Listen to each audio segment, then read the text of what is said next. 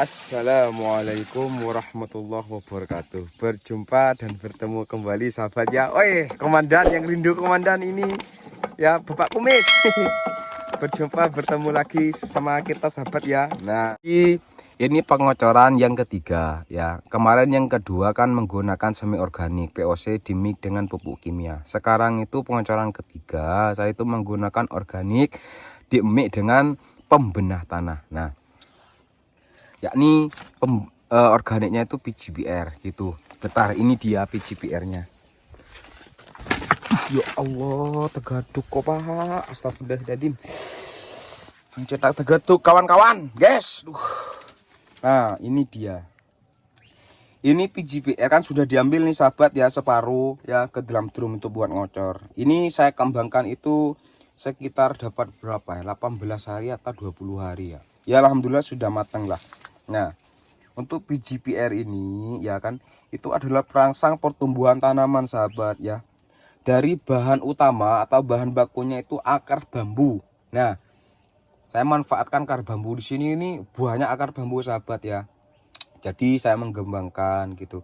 Ya mungkin teman-teman belum ada yang tahu di daerah saya, makanya saya buat. Soalnya masih banyak sekali sahabat gak ada yang tahu gitu ya.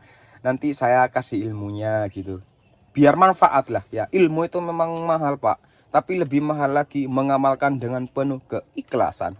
Siap, selebel meledak.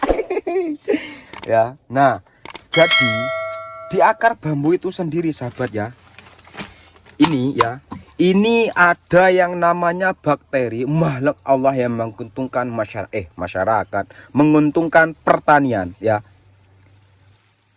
Ini ada bakteri ya yang namanya itu Rhizobacteria. Nah, salah satu fungsi dari Rhizobacteria ini adalah dia dapat mengikat nitrogen yang berada di alam. Nah, bisa diserap sahabat.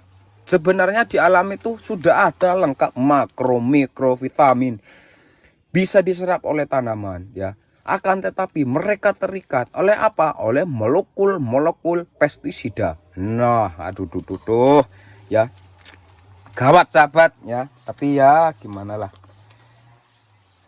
Dan salah satunya itu dapat ya memberikan atau meningkatkan ketahanan tanaman ya, tumbuhan kita dari serangan jamur saat musim hujan ya, bakteri yang jahat ya, sama fusarium, bahkan juga nematoda. Nah ya, saat ketika musim penghujan itu kan banyak petani mengeluh ya sahabat ya, mengapa ketika ada hujan banyak yang layu, banyak yang ini, karena di situ nggak ada yang namanya bakteri atau sedikit bakteri penambat nitrogen ya, termasuk Rhizobacteria. Nah, kalau organik itu kan menjuburkan tanah ya. Kalau pupuk kimia sintetis itu dapat mempercepat pertumbuhan tanaman ya.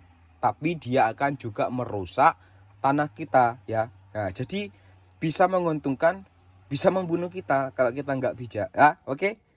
Ini kan 120 liter air ya. Kapasitasnya satu drum. Ini PGBR semua sahabat. Kemarin ya saya lihat di marketing itu 1 liternya tuh 60.000 PGBR. Ketika kapasitas kita membutuhkan 120 liter air seperti ini, berapa biaya sahabat yang akan kita keluarkan ya kan? Itu hitung-hitung saya sekitar 7.200.000. Wah, 7.200.000 itu uang Pak. Ya kan? Itu bisa merawat 5.000 tanaman dari awal sampai akhir. 7 juta itu 200. Oke. Ya inilah PGBR sahabat ya. Ingat-ingat fungsinya kan sudah bilang ya. Kalau masih belum ingat, ulang-ulang lah, pokok ulang-ulang dengan hati. Oke. Nah yang kedua ini dia, saya pakai ini sahabat, saya beli nih dia, Power Soil ya, pupuk organik yang pertama. Terus yang kedua saya juga pakai asam humat tapi merek beda. Ini dia asam humat ya, humid acid. Ini pembenah tanah alami. Humid acid itu adalah pembenah tanah alami. Oke sahabat ya. Nah, fungsi dari asam humat itu sendiri, yang pertama itu meningkatkan kapasitas tukar kation dalam tanah. Nah, oke. Paham sahabat ya? Yang kedua memperbaiki fisik, ya, sifat kimia dan biologi pada tanah kita, lahan kita. Nah, biar apa, tanah kita itu enggak mati, biar subur, ya, terus subur untuk bertani kita berkelanjutan. Nah, oke. Yang ketiga, sebagai makanan dari mikroba alami gitu ya. Agar apa? Bisa mempercepat mengurai organik yang telah kita berikan, atau fungisida atau pupuk kimia yang telah kita berikan. Nah, oke Pak. Oke. Nah, jadi itulah sahabat ya. Ini lagi dalam kurung garis bawahi ya. Diingat-ingatlah biar pertanian kita itu tidak macet, terus bertani ya. Pemberian pupuk kimia yang sintetis ya, yang secara berlebihan tanpa kita bijak memberikannya ya, itu tanpa didampingi dengan organik atau pembedah tanah ya, itu akan merusak tanah kita yang berkepanjangan sahabat ya, dan juga bisa menyebabkan tanah kita itu degradasi gitu ya, kerusakan pada tanah. Nah, oke.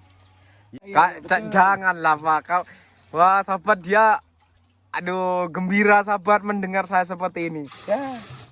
Oke sahabat ya, jadi gini. Itu pentingnya organik, ingat-ingat sahabat ya, garis bawahi dalam kurung ya, organik itu ya memiliki peran penting ya dalam menentukan kemampuan tanah untuk mendukung tanaman kita Pak yang ditanam gitu ya.